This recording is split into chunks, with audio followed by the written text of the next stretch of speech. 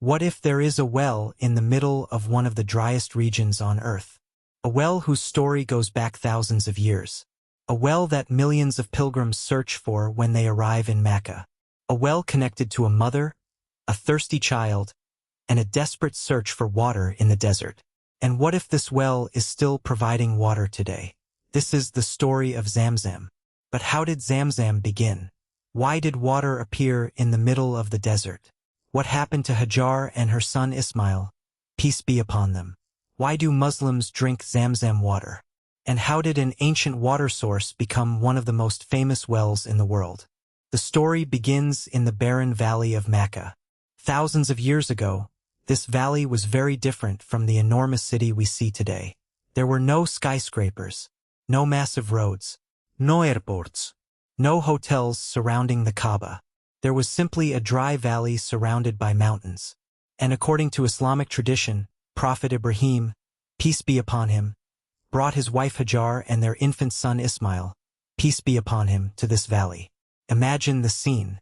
A mother, a small child, a completely dry valley, and no large settlement around them. There was no obvious source of water, no river flowing through the valley, no green fields, no visible farmland. Prophet Ibrahim, peace be upon him, eventually left them there as part of Allah's command. For Hajar, this was an incredibly difficult moment.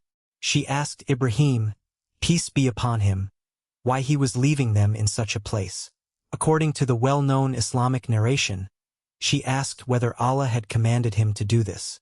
When he confirmed that it was the command of Allah, Hajar accepted it with trust. But then another problem appeared. The water they had with them eventually ran out. Her baby son Ismail became thirsty, and Hajar began searching for water. She looked toward one side of the valley. She saw nothing. She climbed a nearby hill. She looked across the valley. Still nothing. She then hurried toward another hill to search again. She was not simply walking. She was desperately searching for something that could save her child. This is where two important locations in Makkah become part of the story. Safa and Marwah. Today, millions of Muslims walk between these 2 points during Sa'i as part of Umrah and Hajj. But for Hajar, this was not simply a ritual. It was a desperate search for water. She moved between the two elevated points, looking for someone who might be able to help. But the valley appeared empty. She could not find anyone. Then she returned to her child. And again she searched. According to Islamic tradition, Hajar repeated this journey 7 times. And this is why Muslims today perform 7 journeys between Safa and Marwah during Sa'i. A moment of desperation from thousands of years ago became a permanent part of the pilgrimage. But the story was about to change. Hajar returned toward her son. And then came the moment that would become one of the most famous events in the history of Makkah. Water appeared. According to Islamic tradition, the angel Jibril, peace be upon him, struck the ground, and water emerged. This water became known as Zamzam.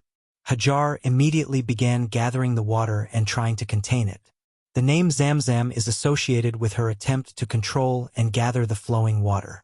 Imagine what this moment meant. A mother who had been desperately searching for water suddenly found a source of water in the middle of a barren valley. And that water would change the history of the entire region. Zamzam was not simply water. It became the reason people could settle around the valley. People traveling through the region could stop there. Life could develop. And over time, Makkah would become one of the most important cities in the Islamic world. But there is another part of the story that is easy to overlook. Zamzam is directly connected to the history of Prophet Ismail, peace be upon him. The child who was thirsty beside the well would grow up in the valley of Makkah. And according to Islamic tradition, Prophet Ibrahim and Prophet Ismail would later raise the foundations of the Kaaba. So the story of Zamzam is not separate from the story of the Kaaba. They are deeply connected. One represents a source of water. The other represents the sacred house. And together they became central to the history of Makkah. But what happened to Zamzam over the centuries? Did the well always remain visible? Was it ever lost? Historical accounts describe major changes around the well throughout the history of Makkah. At different periods, the physical surroundings of Zamzam changed as the city developed. The well was maintained and protected through generations. And because Makkah became a major destination for pilgrims, the management of Zamzam became increasingly important. Then came another fascinating chapter, the rediscovery of Zamzam. Islamic historical sources describe that the well was once hidden or its exact location became unclear over time. Later, Abdul Muttalib, the grandfather of Prophet Muhammad, peace and blessings be upon him, is traditionally credited with rediscovering the well. According to historical accounts, he experienced visions or indications that guided him toward the location. Eventually, the well was uncovered again. This became another important chapter in the history of Makkah. But we should always remember something when discussing ancient history. Not every detail found in later historical books has the same level of authenticity. Some events are supported by strong Islamic sources. Other details come from historical traditions whose chains or reliability may differ. That distinction matters. Sacred history should be presented with respect and honesty. Now let's talk about the Zamzam well itself. Where exactly is it? The well is located within the area of Masjid al-Haram, close to the Kaaba. For centuries, pilgrims came to the well to drink its water. Today, however, visitors generally do not access the original well shaft directly. The water is distributed through modern systems designed to provide Zamzam to pilgrims safely and efficiently. This allows millions of people to benefit from the water without creating unsafe crowds around the original well.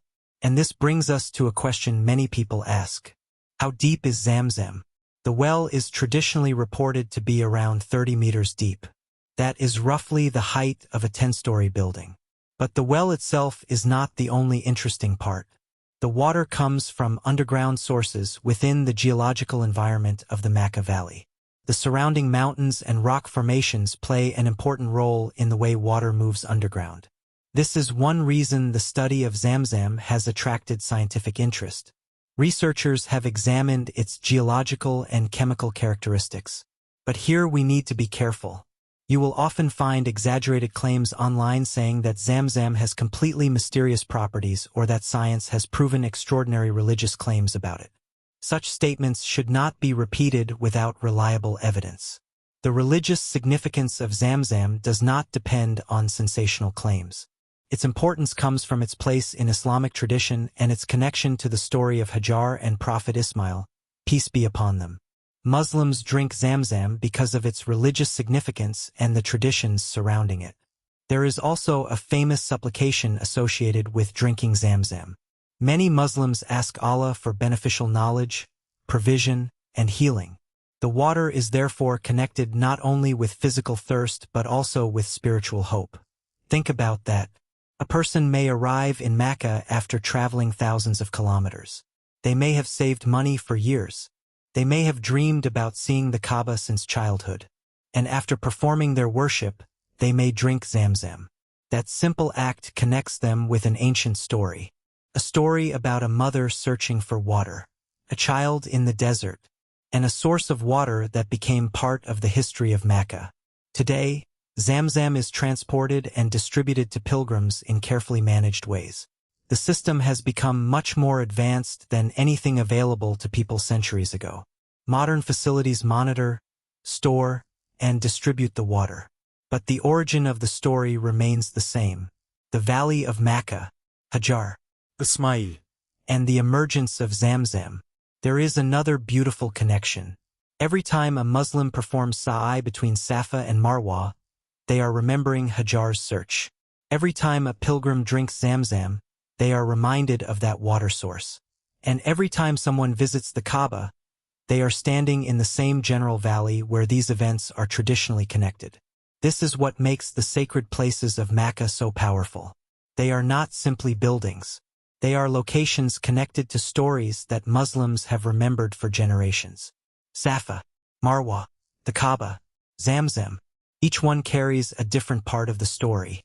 But there is one question that many people still ask. Why does Zamzam continue to provide water after thousands of years? The simple answer is that Zamzam is an underground water source connected to the surrounding geological system. Rainwater and underground water movement can contribute to groundwater systems. But the exact behavior of any water source depends on its geological environment, recharge, extraction, and management. So we should not turn a fascinating natural phenomenon into an unsupported miracle claim. Instead, we can appreciate both sides of the story. The scientific side tells us about geology and groundwater.